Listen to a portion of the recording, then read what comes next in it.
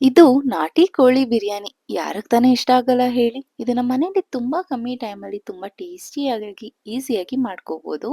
ಇದನ್ನ ಮಾಡ್ಲಿಕ್ಕೆ ಫಸ್ಟ್ ಬಾಂಡ್ಲಿಗೆ ಎಣ್ಣೆ, ಶುಂಠಿ, ಬೆಳ್ಳುಳ್ಳಿ, ಈರುಳ್ಳಿ, ಬ್ಯಾಡಗೆ ಮೆಣಸಿನಕಾಯಿ, ಖಾರದ ಮೆಣಸಿನಕಾಯಿ ಜೊತೆಗೆ 4, 5 ಹಸಿಮೆಣಸಿನಕಾಯಿನ ಕೂಡ ಆಡ್ ಮಾಡಿ ಚೆನ್ನಾಗಿ ಫ್ರೈ ಮಾಡ್ಕೊಳ್ಳಿ.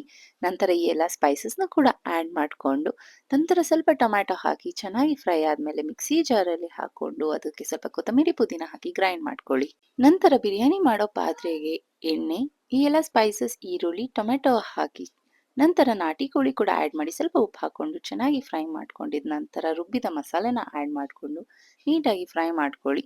ನಂತರ ಅಕ್ಕಿ 2ರಷ್ಟು ನೀರನ್ನ ಹಾಕೊಂಡು ಗರಂ ಮಸಾಲ ಹಾಗೂ ನಿಂಬೆಹಣ್ಣಿನ ರಸನ ಕೂಡ ಸೇರಿಸಿ ನಂತರ ಅಕ್ಕಿನ ಹಾಕಿ ಲೋ ಫ್ಲೇಮಲ್ಲೇ ಚೆನ್ನಾಗಿ ಕುದಿಸ್ಕೋಬೇಕಾಗುತ್ತೆ.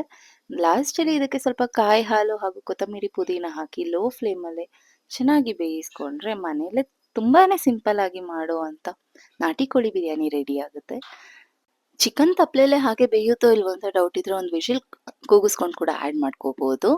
ಇದನ್ನ ಮೊಸರು ಬಜ್ಜಿ ಅಥವಾ ನಾಟಿ ಕೋಳಿ ಸಾಂಬಾರ್ ಜೊತೆ ಸರ್ವ್ ಮಾಡಿದ್ರೆ ತುಂಬಾನೇ ಚೆನ್ನಾಗಿರುತ್ತೆ. ಹಾಗೆ ತಿನ್ನೋದಕ್ಕೂ ತುಂಬಾನೇ ಚೆನ್ನಾಗಿರುತ್ತೆ. ನೀವು ಕೂಡ ಮನೇಲಿ ಒಂದ್ಸಲ ಟ್ರೈ ಮಾಡಿ ನೋಡಿ. ಟೇಸ್ಟ್ ತುಂಬಾ ಇಷ್ಟಪಡ್ತೀರಾ.